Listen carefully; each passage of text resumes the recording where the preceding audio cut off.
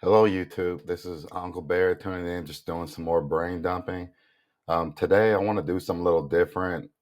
Recently, I've been kind of trying to learn Hebrew and been reading different books that have been lost, like the book of Maccabees or the book of Enoch. And so I've been trying to learn different stories, and it's kind of been amazing because it kind of becomes more clear about why they banned these books. But in this particular book that I kind of want to talk about. It's called the Hallelujah Scriptures, and this one's the witness of the 12 ancestors. And so this book is referring to Jacob's 12 sons. Maybe you remember one of his sons being Joseph, the famous son that kind of went on to become second command of Egypt. He was a dreamer. And so this book kind of puts more emphasis on their personal stories as far as, it's almost as if these 12 brothers are trying to warn their sons. Like they're all basically dying and they're trying to warn their sons and their grandchildren. Like, look, if you guys don't hear anything else I have to teach or prophesy to you, hear this last message. So, and each of these little stories, they're all putting emphasis on what each brother is trying to really emphasize as far as the teaching their sons. And so I found it very interesting, especially since we're living in a time of just people kind of over sexualizing things and make it about sex and money, sex and money. Like that's just the way to go. So I found it very interesting about what these 12 brothers had to say. I've been reading it on my own, but I figure I kind of just would read it with y'all. Again, forgive me for maybe mispronouncing words. Again, I'm still trying to figure out the English version as far as the King James version with the thises and thous. And so this one, learning Hebrew, has been a challenge as far as like trying to pronounce words. But I think that overall, if you can hear just the gist of the story, I think you'll be blessed. But without further ado, let me begin. So the first book is talking about Reuben.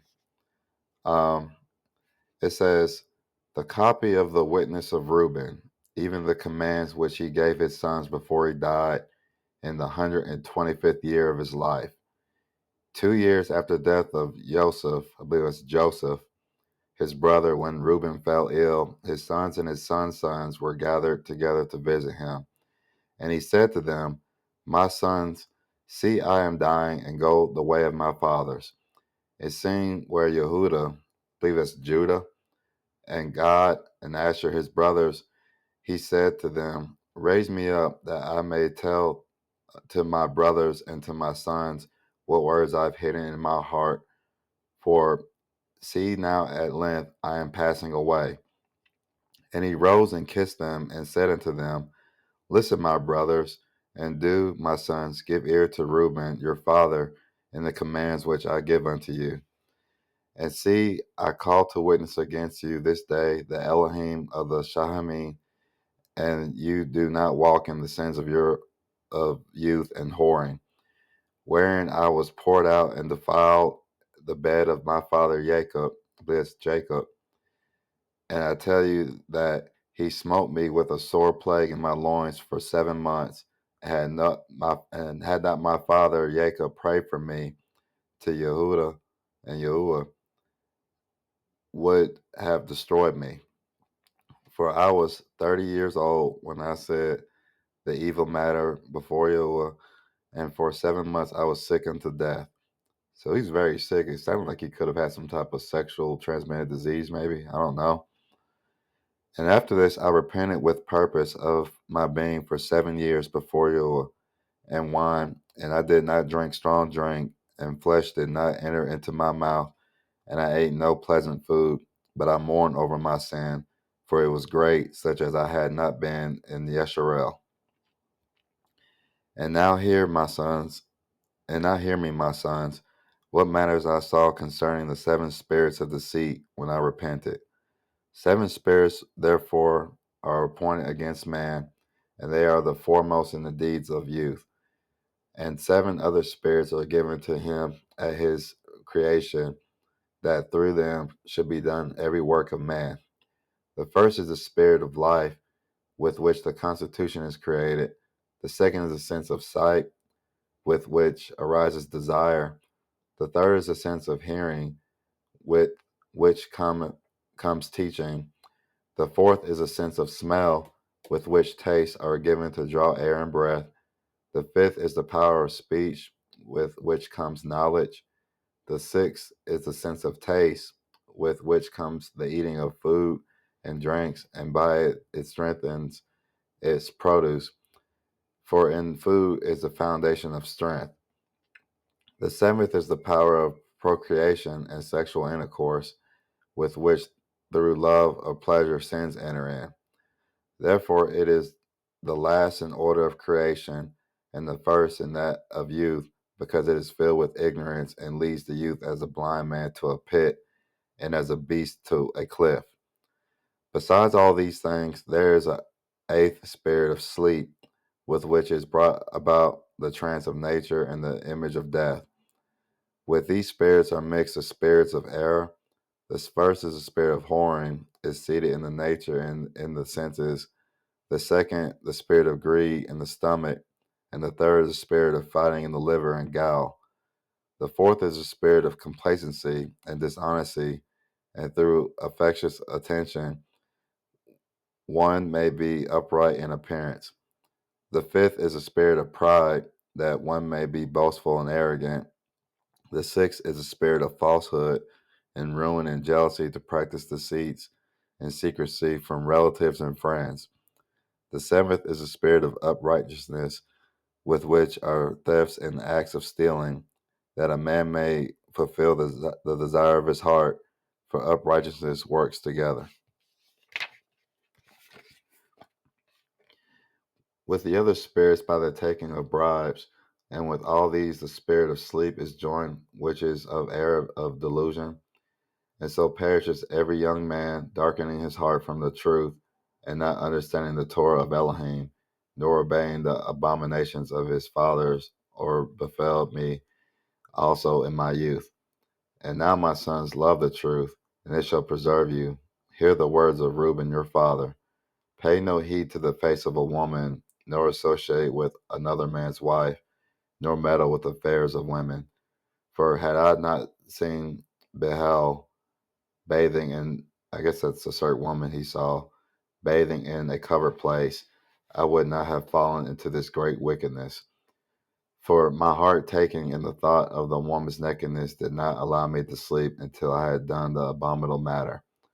For a while, Jacob, our father, had gone to Ishak, I believe that's Isaac, his father, when we were in Eder, near the Euphrates, and Bethlehem, Bela became drunk and was asleep, uncovering in her chamber. Having therefore gone in and seen nakedness, I did the wrong without her perceiving it, and leaving her sleeping, I departed. So it sounded like he raped her, is what it sounded like. And immediately a messenger of Elohim revealed to my father concerning my wickedness, and he came and mourned over me, and touched her no more. Therefore, my sons, give no heed to the loveliness of women, nor lay your heart on their affairs, but walk in singleness of heart in the reverence of Yahuwah, and expend labor on good works, and on study, and on your flock, until Yahuwah gives you a wife, whom he desires, that you do not suffer as I did. For until my father's death, I had no boldness to look in his face, or to speak to any of my brothers because of my reproach. So he felt really guilty about what he had done. Even to now, my conscience causes me anguish on account of my wickedness.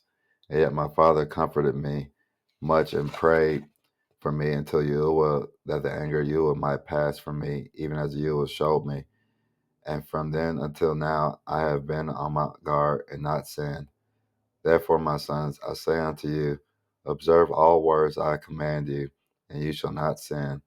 For a pit unto the being is the sin of whoring, separating it from Elohim and bringing it near to idols, because it deceives the heart and understanding.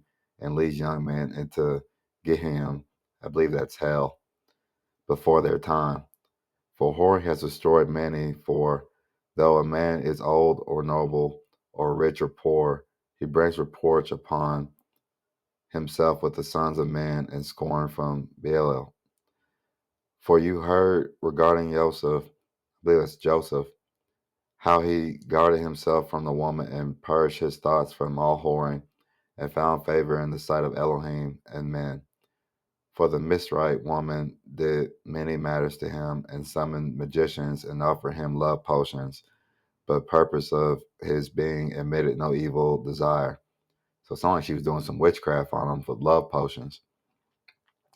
Therefore the Elohim of your fathers delivered him from every evil and hidden death. For if whoring does not overcome your heart, neither can Baal overcome you. For women are evil, my sons, and since they have no power or strength over man, they use deception by outward attractions, that they may draw him to themselves. And whom they cannot entice by outward attractions, him they overcome by deceit.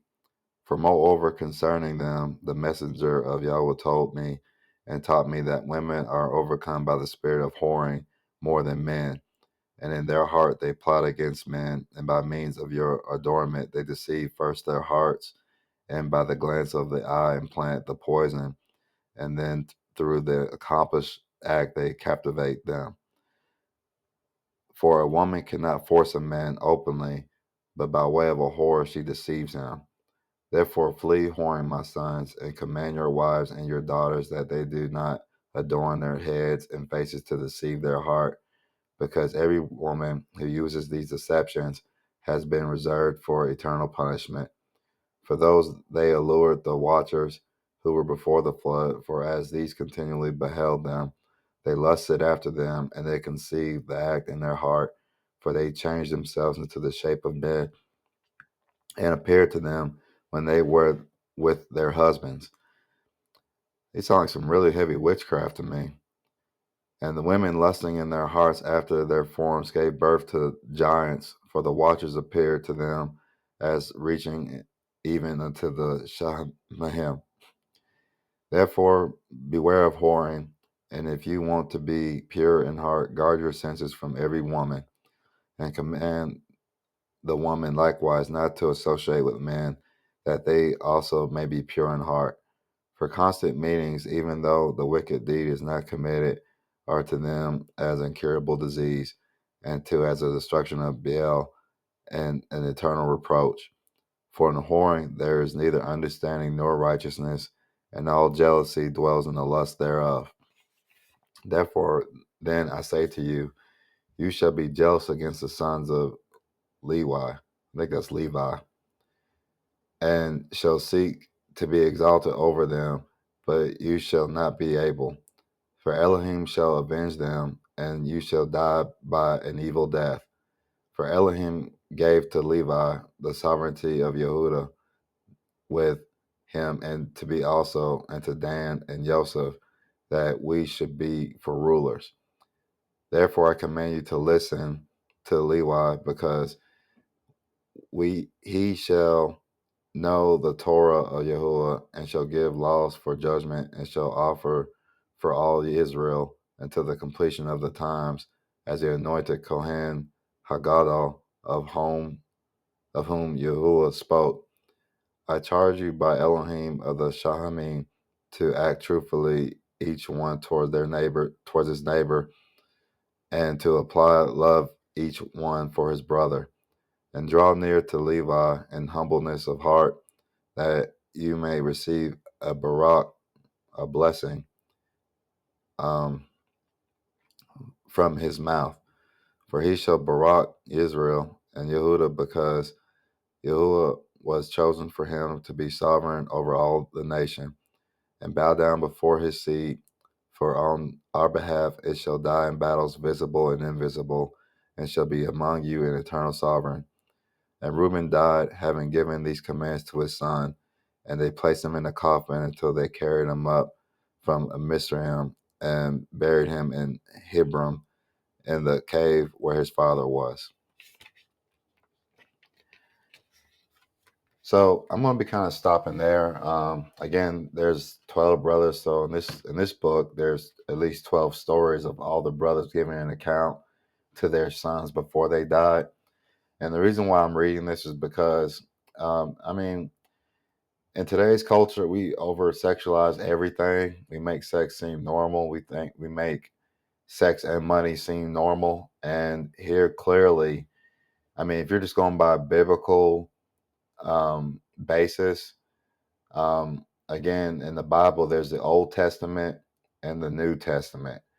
Obviously, Jesus or Yahusha or Yahuwah came to make a new covenant, but that new covenant was to fulfill the old covenant. And in the old covenant, there are certain things that God just didn't play with. Again, me personally, I made a lot of mistakes. I can go on and on about the mistakes. In fact, that's why I'm writing these ebooks to kind of give a testament as far as my personal stories. And I'll be letting you know when they come out.